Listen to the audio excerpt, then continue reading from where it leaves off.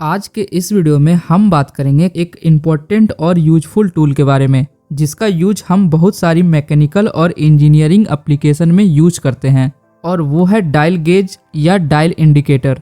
इस वीडियो में हम जानेंगे कि डायल गेज क्या होता है, इसमें कौन कौन से कंपोनेंट लगे होते हैं, इसका कैसे यूज किया जाता है और इसका प्रॉपर सेटअप कैसे होता है।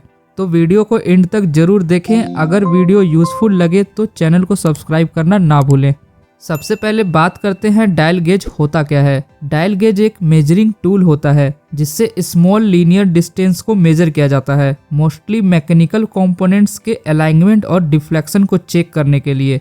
ये एक सर्कुलर स्केल होता है जिसमें एक पॉइंटर लगा होता है जो मूवमेंट के अकॉर्डिंग रोटेट होता है और ये स्मॉल इंक्रीमेंट में रीडिंग शो करता है, जैसे 0.01 mm की एक्यूरेट मेजरमेंट्स।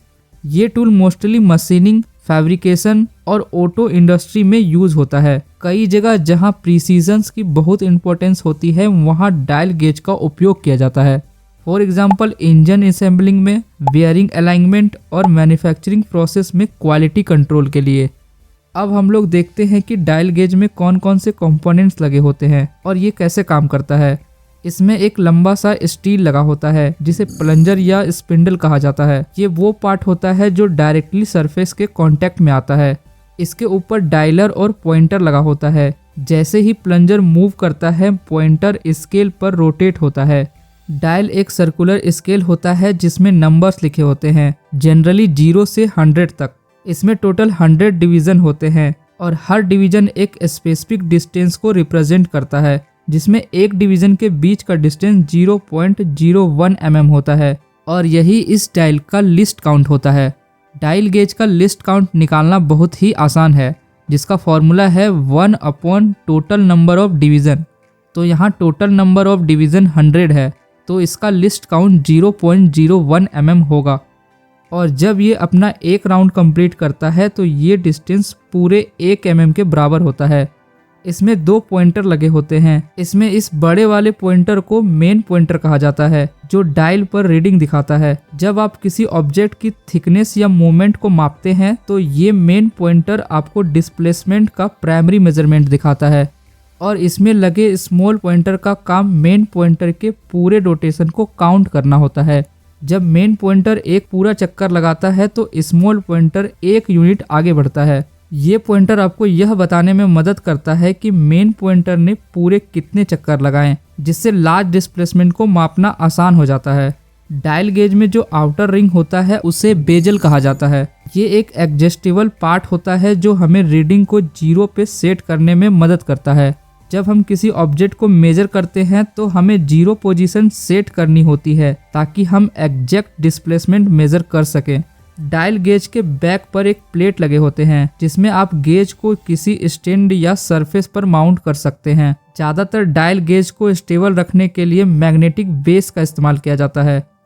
मैग्नेटिक बेस एक ऐसा इक्विपमेंट होता है जो डायल गेज को किसी भी मेटल सरफेस पर फिक्स करने में हेल्प करता है। इस बेस में स्ट्रॉन्ग मैग्नेट लगा होता है जो एक मेटल सरफेस पे टाइटली स्टिक हो जाता है, जिससे गेज की पोजीशन स्टेबल और एक्यूरेट बनी रहती है। ये स्पेशली हेल्पफुल होता है जब आपको मेजरमेंट लेनी होती है बिना गेज को मूव किए।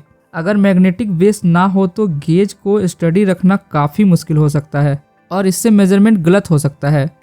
मैग्नेटिक बेस का यूज़ करना सिंपल है। डायल गेज के पीछे एक प्लेट लगी होती है जिसमें आप स्टैंड को माउंट कर सकते हैं। उसके बाद आपको मेटल सरफेस चूज़ करना है जहां आप मेजरमेंट लेना चाहते हैं। फिर मैग्नेटिक बेस को उस सरफेस पर प्लेस करके स्विच ऑन करें, जिससे इसमें लगा मैग्नेट एक्टिव हो जाएगा और उस सरफेस से टाइटली फिक्स हो जाएगा और अब आप मेजरमेंट ले सकते हैं। अब हम लोग डायल गेज के इंटरनल मैकेनिज्म को समझ लेते हैं। Dial gauge rack and pinion mechanism पे काम करता है। प्लंजर के ऊपर रेक बने होते हैं। जब प्लंजर मूव करता है तो रेक भी लीनियर मूवमेंट में होता है। इस रेक के साथ एक छोटा गियर अटैच होता है जिसे पिनियन गियर कहा जाता है। जब रेक मूव करता है तो पिनियन गियर उस मूवमेंट को रोटेट कराता है। पिनियन गियर से जो रोटेशनल मोशन मिलती है वो एक बड़े गियर के थ्रू आगे भेजा जाता है। इस गियर में लगभग 120 टीथ बने होते हैं जिसका काम रोटेशनल मोशन को एम्पलीफाई करना होता है। ताकि छोटी से छोटी डिस्प्लेसमेंट भी एक्यूरेटली मेजर की जा सके।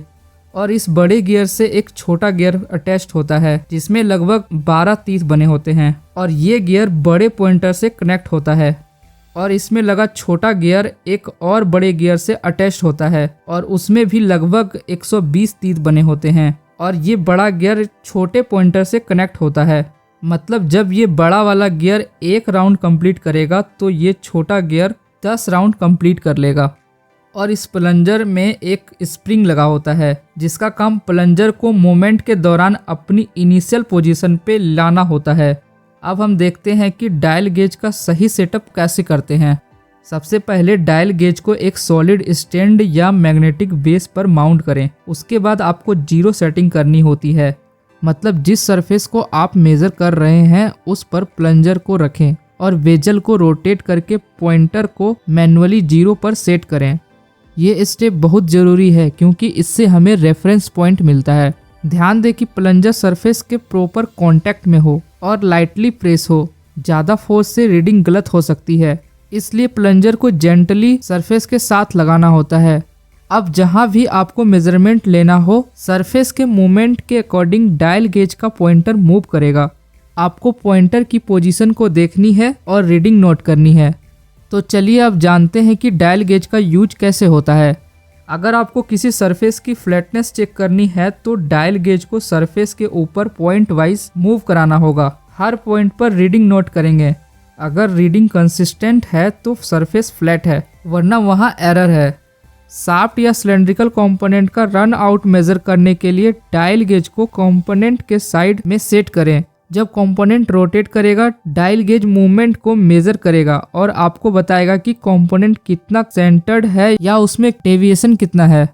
तो दोस्तों, ये था हमारा डायल गेज के बारे में कंप्लीट इन्फॉर्मेशन। अगर आपको ये वीडियो हेल्पफुल लगा हो तो लाइक जरूर करें और नए इन्फॉर्मेटिव कंटेंट के लिए क्रिएटिव सरफेस को सब्सक्राइब जरूर करें। मिलते हैं अगले वीडियो में, तब तक के लिए हैप्पी लर्निंग।